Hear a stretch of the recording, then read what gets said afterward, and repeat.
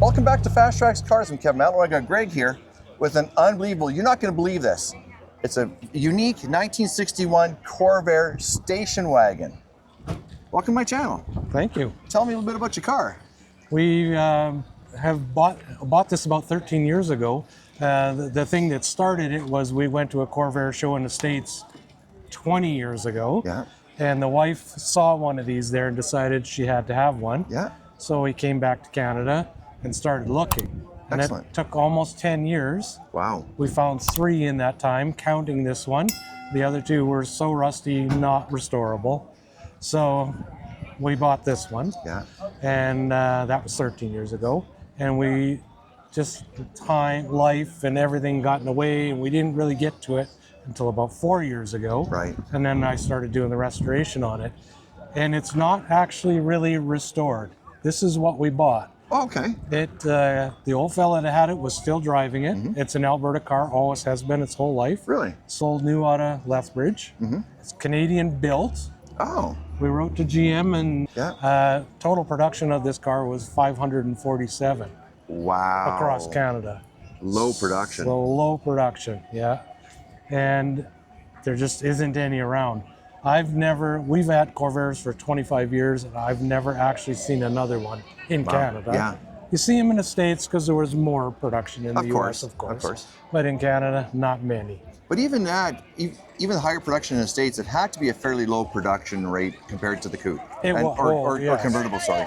I seem to recall the number being 22,000 in the US. Which is nothing. The coupes were 350,000 for a given year. Yeah. So there was a lot more. Yeah. So wagons were low production. Absolutely. And they were only full year 61 and a couple of months 62, and that was it. Oh, wow. Yeah, and then they discontinued it. They didn't catch on or what. I don't know. So an extremely rare car. Rare car. Yeah, fantastic. So the car's in the condition you got it. Tell me a little bit about the engine. Okay, so this is not the original engine. We do have it.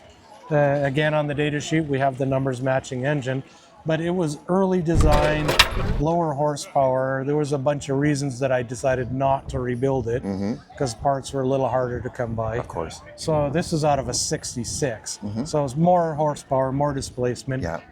Easier in modern traffic to drive and everything. Right. So that it's still a Corvair. You would not be engine. able to tell the difference between it and the original by looking at it. Right. Like they're the same. Yeah. Yeah. It's not like having a Ford and throwing a Chevy engine in. It's the actual right engine, just a more current Just a more current design. Yeah. Yeah. Excellent. Yeah, they look identical, like really. Yeah. And I tried to keep the external part of it looking as original as I could. Of course. Yeah. Of course. So the only dead giveaway here is the fan is different than the original, the cooling fan. Yeah. Because these are air cooled. So yes.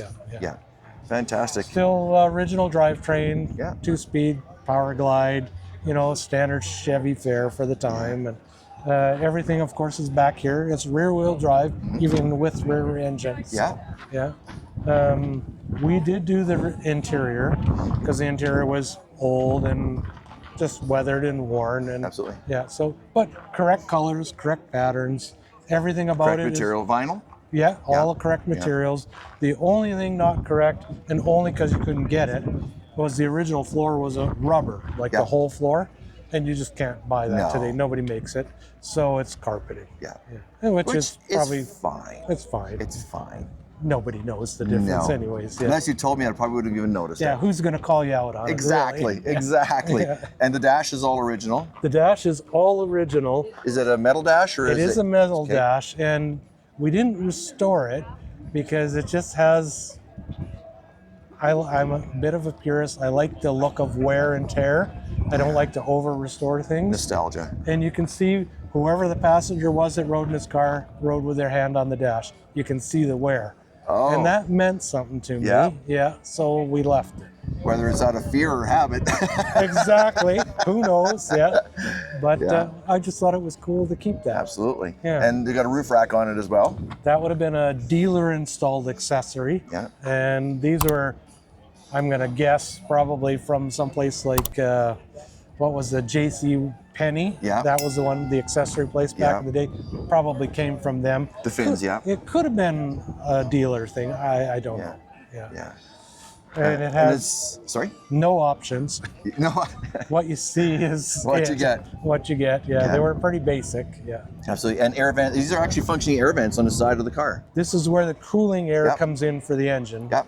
And yeah, through the big openings there, into the fan, down under the engine. Then there's boxes underneath the engine that are thermostatically controlled to try and maintain operating temperature, which is 220 degrees.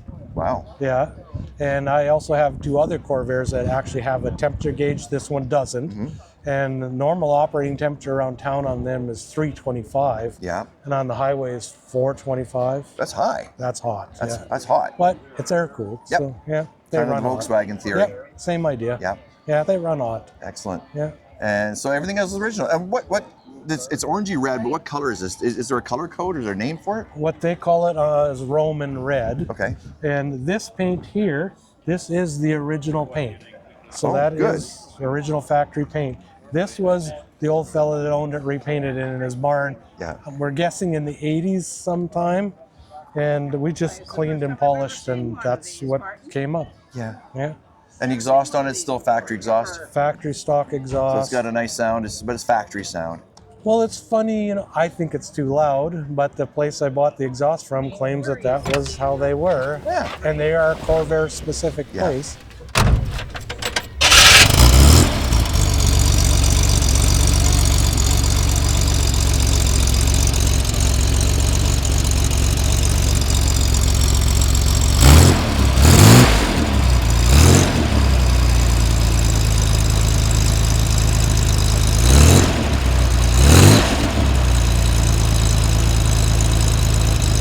I think it's too loud, but Unsafe at any it still speed, sounds yeah. But okay. Corvair was always designed as more of a sporty. They car. weren't, actually. Really? No, the original intention was a grocery getter, second car, low cost, budget. Yeah. It morphed into sporty later. Yeah. But the initial was economy. Yeah. Yeah. I've always had a little bit of an affinity for these cars. My mother-in-law, I didn't see it, but my mother-in-law had a red one with white interior. Okay. In Edmonton. Oh, okay. When they lived here, they moved to BC and then came back. But she had a red one, and she always bragged about how middle of winter, other cars were stopped. It started every time, every time. I can't say anything to that fact because I've never actually started it in the winter. Yeah.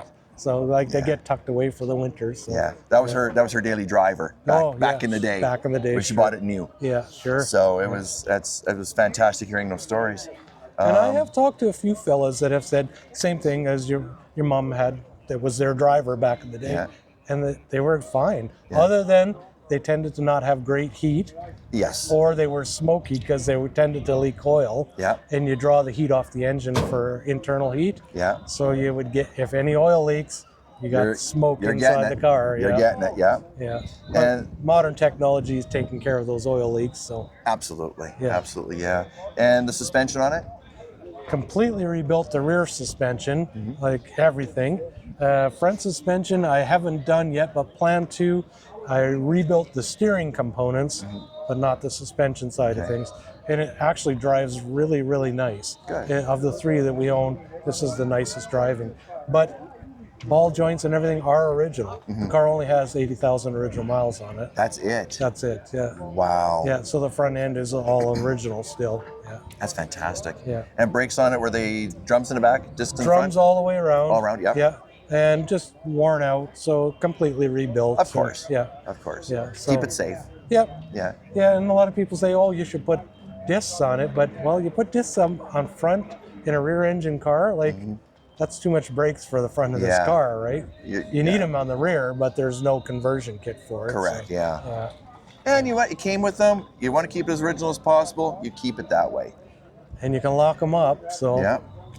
you know, a disc brake isn't going to stop you any better than that. Nope, that's right. Yeah. If you lock them up, you're sliding anyway. You're sliding anyway, so yeah. Absolutely. Yeah. And I try to keep everything original, like the generator. I still run the stock fuel pump, although I'm thinking about an electric. Just modern fuels don't like this hot engines. Yeah, back when it had lead in them more. And they didn't seem to be so much trouble, but we've already had vapor lock issues a couple times, so. Yeah, I hear that a lot, especially when you have a car that was designed to have lead in the engine and you're driving unleaded fuel. Yeah.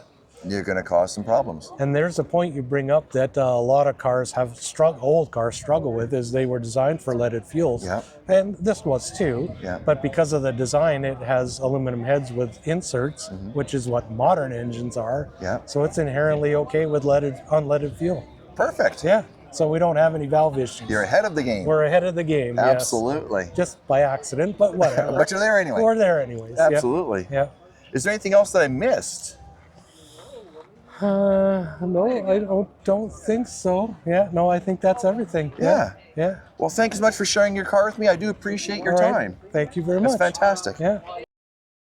If you're an automotive enthusiast like we are, like, comment, subscribe, and don't forget to turn on the notification bell so you're alerted when new videos go live. We post videos weekly, and this is completely free.